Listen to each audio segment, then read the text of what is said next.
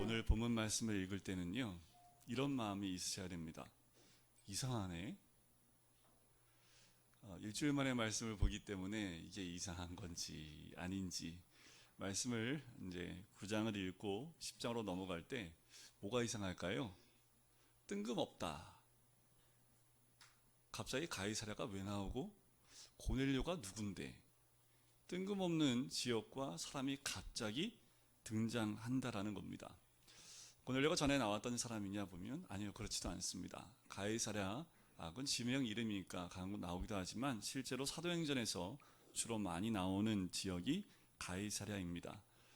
조금 전까지만 해도 베드로의 사건에 의한 장소와 그 일들이 있었는데, 갑자기 베드로가 싹 사라지고 갑작스러운 장소의 변경과 주인공이 바뀌는 모습을 봐요. 그렇다면 오늘 이 본문 말씀을 통해서 주님이 무엇을 말씀해 주고 싶은 것일까라는 겁니다. 제가 전에도 말씀드렸지만 사도행전은 성령행전이라고 말씀을 드렸습니다. 성령님이 누구를 주목하고 계시냐에 따라서 그 장이 쓰여져 나간다라고 말씀을 드렸지요. 오늘은 누구를 갑자기 주목하고 계십니까? 한 사람을 갑자기 성령님이 딱 비추고 계신 거예요. 이제까지는 베드로나 바울, 때로는 각각 사도들이나 또 집사들을 비춰줬던 그 비춤이 갑자기 이방인을 비추기 시작했다라는 겁니다. 이게 무슨 이유일까? 이게 왜 이럴까라는 거지요. 제가 1절을 묵상하면서 너무너무 감사했던 건 뭐냐 하면, 사도들도 아니요, 안수 집사로 뽑혔던 7 집사도 아니요, 예루살렘도 아닌 전혀 다른 지역에 전혀 하나님과 관계 없을 것 같은 이방인을 보고 계시다라는 거지요. 그래서 제가 오늘 1절을 좀 바꿔봤습니다. 금호동에 이정규로 하는 사람이 있으니. 웃으실 줄 알았어요, 제가. 웃기시죠, 그지요? 웃으시면 안 되는데. 자, 여기 이름을 좀 바꿔보세요. 금호동에 누가 있으니. 오늘 이곳에 있는 모든 분들이 10장의 주인공입니다. 저는 주인공이 되셔야 된다고 저는 그렇게 믿고요. 이 고넬료라는 사람이 갑자기 왜 뜬금없이, 하나님이 오늘 갑자기 우리를 뜬금없이 그래요. 하지만 하나님이 한 사람을 바라볼 땐 고넬료만 본 게 아닙니다.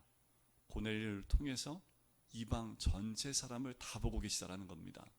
이러니하게도 고넬료는 오늘 본문에 한 번 나오고 사라집니다.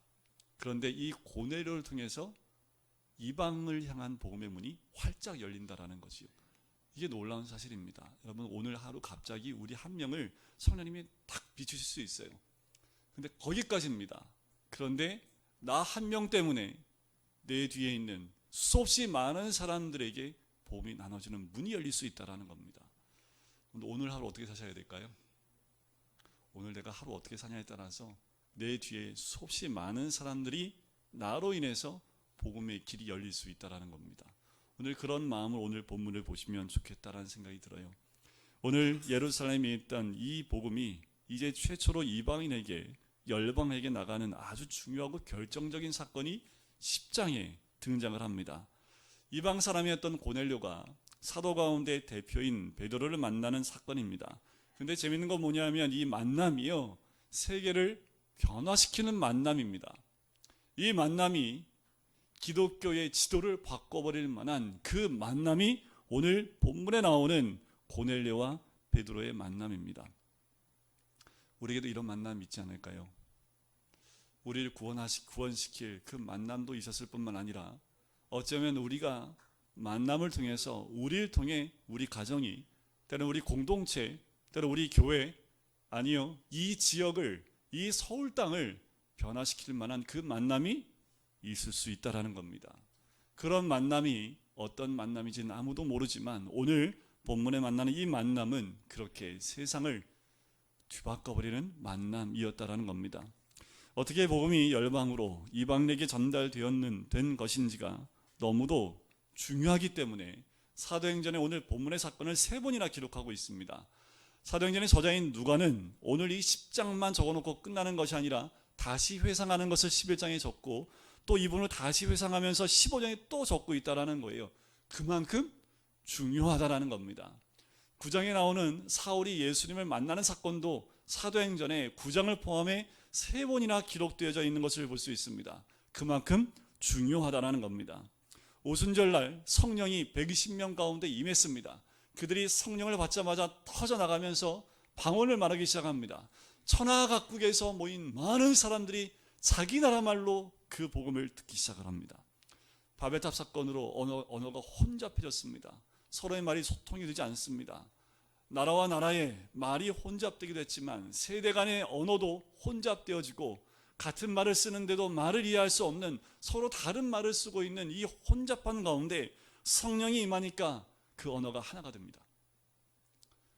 가정의 언어가 성령으로 하나가 되시길 주의 이름으로 간절히 축원드립니다. 근데 가정의 말이 서로 다르면 얼마나 괴로울까요? 외계인을 키우고 있는 가정은 다 겪는 소통이 안 되는, 우리 중학교 2학년들과 3학년들과 잘 소통이 안 되는, 분명히 한국말을 하고 있는데 왜 소통이 안 되는지 그런 일을 겪게 되지요. 하지만 성령이 함께 하시는 가정은 곧 회복될 줄 믿습니다. 그렇게 저도 믿고 있습니다. 자, 사도행전에 보면 복음이 참 산발적으로 지역을 따라 선포가 됐습니다. 그런데 사도행전 10장에 오면 고넬료라고 하는 그 한 사람을 통해서 본격적으로 복음의 문이 열립니다. 유대에만 국한되어 있던 복음이 세계로 나가는 문으로 열려진다라는 거지요. 여기에 쓰임받았던 그 한 사람이 누굽니까? 오늘 갑자기 등장한 고넬료라는 사람입니다. 여러분, 우리 가정의 역사를 바꾸고 교회 역사를 바꾸고 이 지역의 역사를 바꾸는데 누구를 바라보고 계세요? 누구를 사용하세요? 오늘 이곳에 있는 우리 모든 성도님들 한 사람 한 사람을 사용하게 되실 줄 믿습니다. 세계를 변화시키는데 하나님이 그 한 사람을 사용하신다면 기대하셔야 되지 않을까요? 에이, 목사님, 제가 무슨 그런 겸손함으로 주님 앞에 나가면 분명히 쓰실 줄 믿습니다. 고넬료라는 사람, 이 사람은 한 번 등장하고 사라지지만 이 사람을 통해서 문이 활짝 열립니다. 1절에 이 고넬료를 이렇게 소개하지요. 이달리아 부대라 하는 군대의 백부장입니다. 자, 이달리아 부대의 백부장이에요. 백부장이라는 얘기는 부하가 100명쯤 거느리고 있는 중간 관리자라는 겁니다. 자, 이때 당시에 지휘관이 군대 조직을 보면 600명이 한 부대를 이루는 연대가 있고 그 안에 100명씩 나눠서 백부장이 100명씩 관리를 하고 있었던 그때입니다. 100명을 주관하고 있는 지휘관이었지요. 자, 백부장을 보면 신약 성경에 많이 등장합니다. 우리가 처음 만나는 백부장이 누구냐면 자기 하인의 중풍병을 낫게 하기 위해서 예수님께 나와요. 그리고 내 하인을 낫게 해달라고 요청을 합니다. 그때 예수님이 뭐라고 하셨냐면 내가 너와 함께 가리라. 그때 백부장이 뭐라고 했냐면 주님, 말씀만 하옵소서. 그러면 내 하인이 낫겠나이다. 예수님이 백부장을 보고 주변에 있는 많은 유대인들에게 또는 제자들에게 이스라엘 중에 이만한 믿음을 만나본 적이 없다, 이런 칭찬을 받았던, 믿음의 칭찬을 받았던 사람이 이 백부장입니다. 또 예수님이 십자가에 못 박혀 죽을 때 예수님의 죽음을 보고 이 사람이야말로 정말 하나님의 아들이구나 라고 고백했던 사람이 백부장입니다. 성경 보면 백부장 이름 나온 게 아마 고넬료밖에 없을 것 같아요. 예수님한테 이스라엘 중에 이만한 믿음을 본 적이 없다 라는 그 백부장과 어쩌면 쌍벽을 이룰 만한 사람이 오늘 등장한 이 고넬료가 아닐까 생각을 해봅니다. 참으로 경건하고 우리가 존경할 만한, 존경해야 될 그 인물이 이 고넬료가 아닐까. 우리 2절을 한번 같이 읽어볼까요? 2절입니다. 시작. 그가 경건하여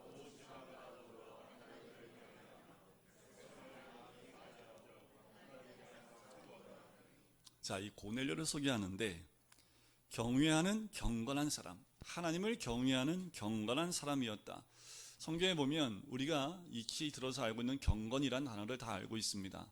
그런데 아이러니하게도요, 신약 성경에 경건이란 단어가 그렇게 많이 쓰여지고 있지 않은 단어입니다. 이 경건이라는 단어는요, 한마디로 말씀드리면 신앙을 한마디로 내포하고 있는 단어입니다. 참 신앙은 무엇일까? 그것은 경건입니다. 참신앙은 능력이 아니라 경건이에요. 능력은 있다가도 사라지는 것일지 모릅니다. 경건은 한순간 세워지는 것이 경건이 아니지요. 경건한 생활, 하나님을 경외하는 생활, 이 땅에 살지만 하나님의 백성으로 살아가는 삶 속에 깊은 경건이 있는 것, 바로 그것이 이 고넬료의 신앙이었습니다. 고넬료는 그 군인이었지만 경건한 사람이었는데요. 자신만 경건했을까요? 2절에 보니까 온 집안과 더불어 하나님을 경외한답니다. 쉬울까요? 온 집안 식구가 이 고넬료처럼 하나님을 경외한답니다. 쉽지 않지요. 아빠만 신앙이 좋을 수 있습니다. 때로는 아내인 어머니만 신앙이 특출나게 좋을 수 있습니다. 그런데 온 가족이 예수님을 잘 믿는 것 참 쉽지 않아요. 그런데 이 고넬료는 어떻습니까? 아마도 아내에게 존경받는 남편이지 않을까. 남편을 누가 제일 잘 알아요?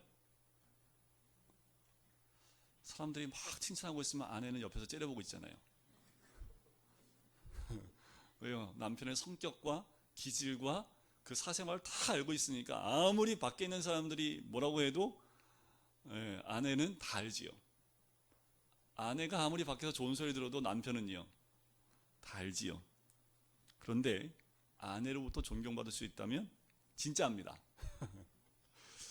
왠지 고개가 숙여지신가요? 아니면은 우리가 서로에게, 가족 식구들에게 존경을 받을 수 있다면 진짜 아닐까요? 이 고넬료가 그런 사람입니다. 자녀로부터 존경도 받을 뿐만 아니라 거기서 더 나가서 이 고넬료는요, 함께 일하는 사람에게도 존경을 받는 위치에 있었던 사람입니다. 7절에 보니까요, 환상을 보고 난 다음에 두 사람을 보내는데 고넬료가 집안 하인 둘과 부하 가운데 경건한 사람을 하나 불러서 보냅니다. 이걸 통해서 알 수 있는 건 뭐예요? 고넬료와 함께 일하고 있고 함께 부하로 있는, 노예로 있고 종이로 있었던 사람들도 고넬료와 같았다라는 거지요. 그 말은 그들도 고넬료를 존경하고 있었고 그의 모습에 감복을 받았고 그와 동일한 경건의 모습을 가지고 있었다. 바로 고넬료가 그런 사람이라는 거지요.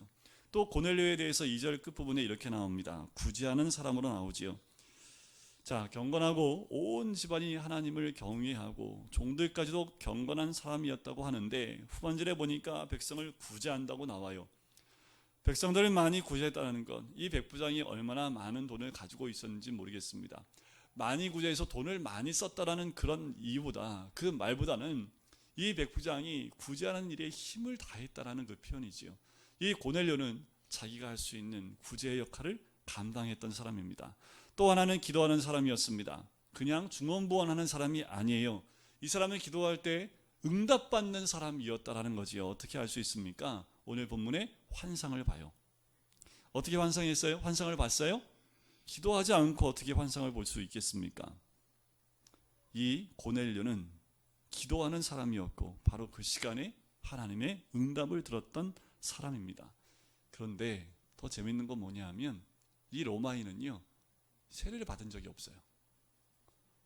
10장 끝부분에 베드로에게 세례를 받는 것을 보면 이는 세례받지 못한 이방인이었습니다. 그렇지만 그는 정말 개인적으로 하나님을 경외하고 가난한 자를 돌보고 있었던 사람이라는 거지요.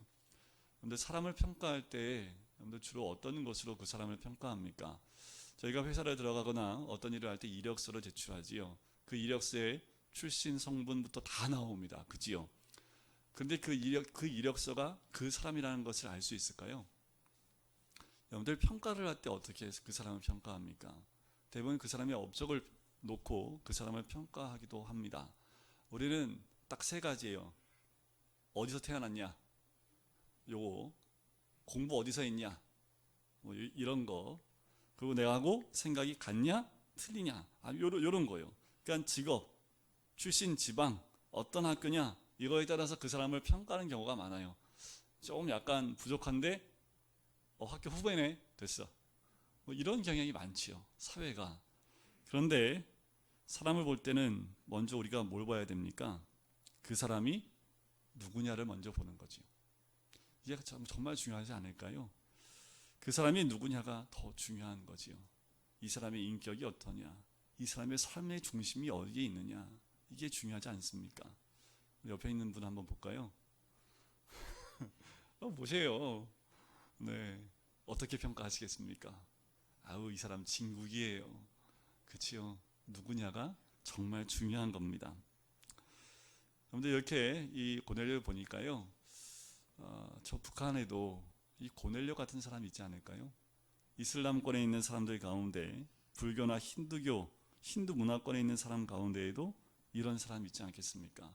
저 북한에도 아무도 모르게 경건하고 하나님을 경외하는 삶을 살면서 힘들어하는 사람들을 돕고 있는 그런 사람, 저 북한에도 있지 않겠습니까? 여러분들, 우리 주변에도 이런 사람이 있을 수 있지요. 하나님은 어떤 사람을 지금 보고 있어요? 하나님을 경외하고 구제하고 기도하는 사람을 보고 있다는 겁니다.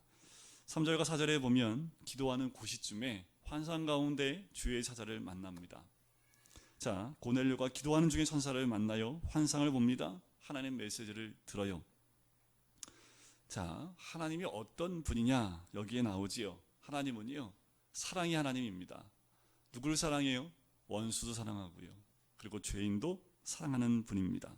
그런데 우리 하나님이 정말 마음에 두고 있는 사람이 있습니다. 정말 관심을 가지고 주목하여 보고 있는 사람이 있는데, 그 사람이 누구예요? 기도 많이 하고 오늘 보니까 구제하는 고넬료였다라는 겁니다. 하나님이 그의 기도를 들으신 거지요. 하나님은 기도하는 것을 꼭 기억하십니다. 구제하는 일을 꼭 기억하고 계시는 분이에요. 그래서 천사가 뭐라고 이야기를 합니까? 내 기도와 구제가 4절 끝에 보니까 하나님 앞에 상달되어 기억하신 바 되었다라는 거지요. 우리 모두가 우리 하나님께 기억한 바 되어지는 하나님의 사람이 되길 주의 이름으로 간절히 축원드립니다. 우리가 주님께 기억만 되면 얼마나 좋을까요? 또 한 가지, 우리 주님은 말씀을 해주실 때 모호하지 않습니다.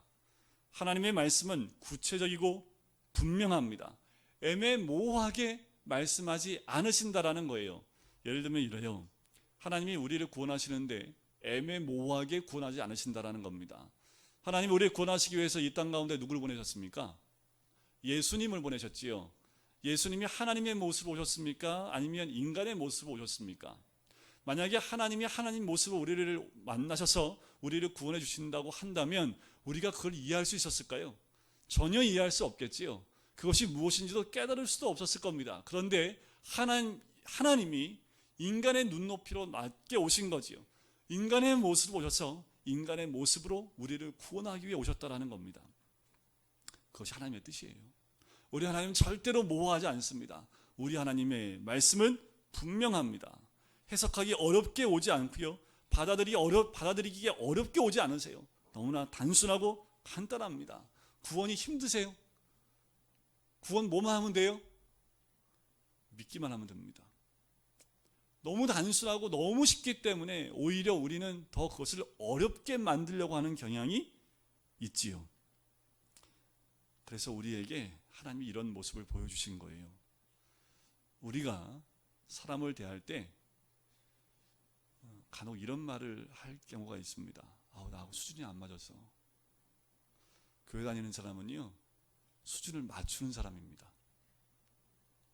수준이 안 맞으세요? 그러면 수준을 그 밑에까지 내려가시면 돼요. 왜요? 하나님도 우리를 구원하시기 위해서 수준을 어디까지 낮추셨어요? 우리 눈높이까지 낮추셨던 것처럼 우리도 동일합니다. 우리한테 수준이 있어요, 없어요?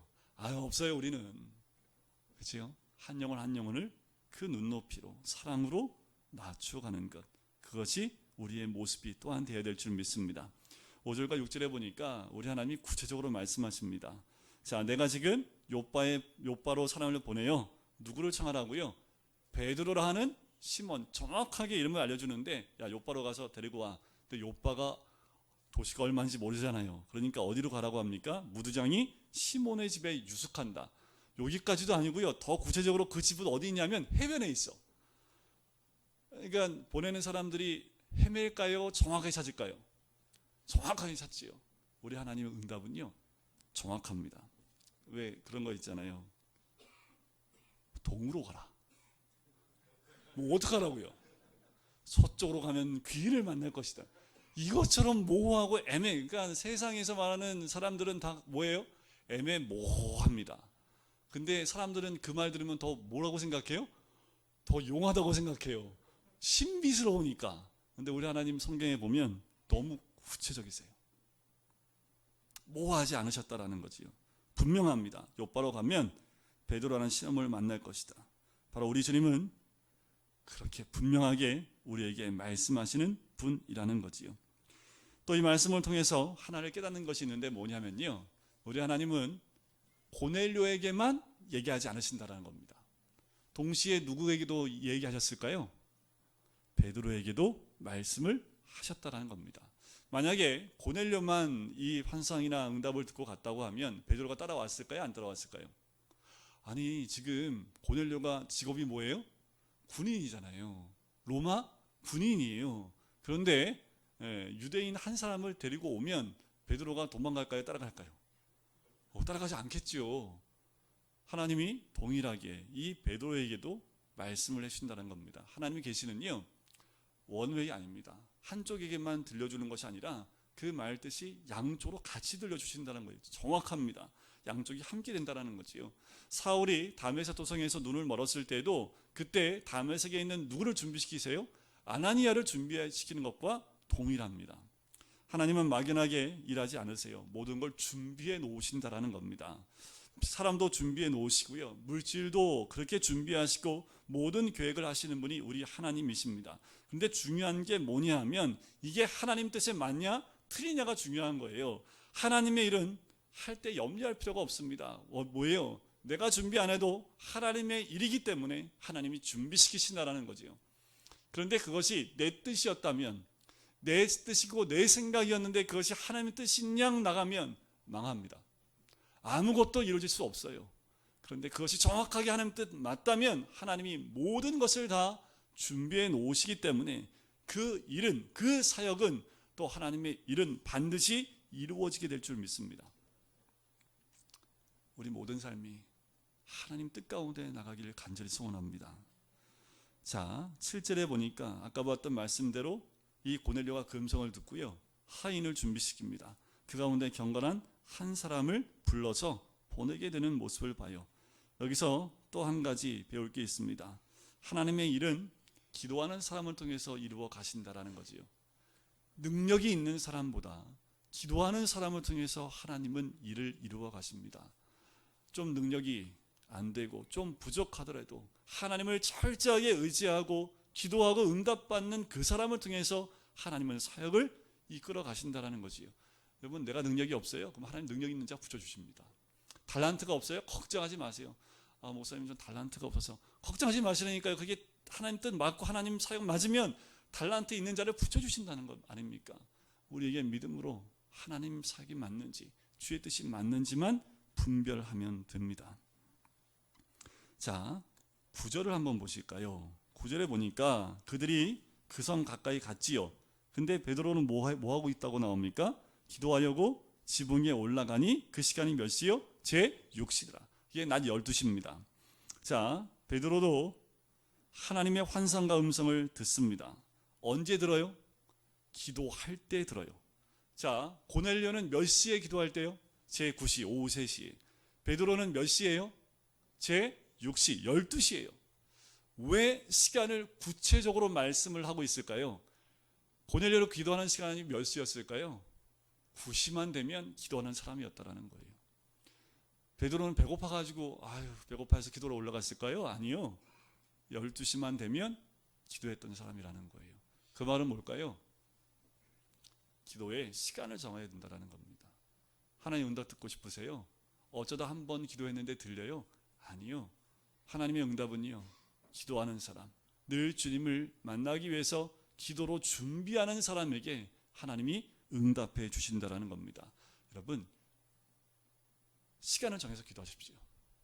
다니엘처럼 시간 정해서 하루에 3번 기도하면요, 응답 3번 받습니다. 응답 받고 싶으세요? 그러면 오늘부터 시간 정하십시오. 시간 정해서 하나님 만나셔야 됩니다. 제일 추천드리고 싶은 시간이 있습니다. 언제일까요? 당연히 목사님 새벽이지요. 왜 새벽 기도를 추천시켜 드리냐 하면, 일단 새벽은요 일찍 자면 나올 수 있습니다. 그런데 오전 시간, 오후 시간, 저녁 시간은요 우리가 일이 바빠요. 뭐 하다 보면 깜빡깜빡 할 수 있습니다. 새벽은 자버리면 어쩔 수 없지만 새벽은요 깨기만 하면 나올 수 있지요. 가장 안성맞춤이고 가장 좋은 시간이 새벽 기도입니다. 여러분들 그 시간을 하나님께 드려보십시오. 목사님 응답을 듣기가 어렵고 응답 듣고 싶어요. 그럼 기도하시면 됩니다. 오늘 성경에 보니까 시간 정하여 기도했던 이 사람들이 주의 음성을 듣는 모습을 보게 되는 거지요.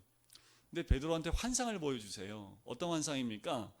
자, 위에서부터 보자기 같은 그릇이 내려와요. 3번이나 반복됩니다. 이게 무슨 뜻이야? 좀 모호했습니다. 그런데 바로 이 해석을 믿을 수 무엇인지를 이해할 수 없는 그때에 19절에 보면 성령께서 바로 말씀하십니다. 베드로가 환상에 대해서 생각할 때에 성령께서 뭐라고 말씀하시냐면, 두 사람이 너를 찾으니, 환상만 보여주고 모호하게 하신 분이 아니라 그 다음에 이루어질 일을 정확하게 말씀해 주시는 거지요. 두 사람이 너를 찾으리니 일어나 내려가 의심하지 말고 함께 가라는 거예요. 자, 고넬료한테는 정확한 음성을 들려줬는데 이 베드로는 환상 가운데 봤는데 이 환상이 무슨 의미인지 몰라요. 결국 베드로가 어떻게 이 환상을 확실히 깨닫게 되냐 하면, 이 두 사람 성령의 음성을 듣고 따라가 고넬료를 만나 성령이 그 가정 가운데 임하는 모습을 보고, 이 환상은 이 이방 가정을 위해서 또 이방인들을 위한 하나님의 환상이었다는 것을 깨닫게 되는 거지요. 무릎 꿇고 겸손하게 기도하는 사람, 하나님은 그 사람을 통해서 일하십니다. 가난한 사람에게 손을 많이 펴는 그 사람을 우리 하나님이 기억하시고 또한 그를 통해서 역사하시는 줄 믿습니다. 오늘 제가 처음에 시작했던 말씀을 꼭 기억하십시오. 고넬료라는 그 한 사람, 오늘 이 10장엔 그 한 사람만 구원하기 위해서 쓰여진 말씀이 아니라 이 한 사람을 통해서 더 많은 사람에게 주의 복음을 나누기 원하는 것이 우리 하나님의 뜻이라는 거지요. 여러분, 우리 모두가 이 관문이 되시고 문이 되셔서 오늘 이 문이 활짝 열려 우리 한 사람 한 사람을 통해 더 많은 자들에게 주의 복음이 나누어지는 놀라운 은혜를 누리시는 귀한 은혜가 있기를 주의 이름으로 간절히 축원드립니다. 결단하셔야 됩니다. 이 고넬료처럼 구제와 기도가 충분하게 임할 뿐만 아니라 이 가슴부터 예수로 채워 예수의 그 경건함과 또한 그 거룩함이 묻어나오는 하나님의 사람이 되어야 될 줄 믿습니다. 그래서 우리를 하나님이 문으로 사용할 수 있게끔 주님께 내어드리는 우리 모든 성도님 되시기를 주님의 이름으로 간절히 축원드립니다. 우리 시간 같이 기도할까요?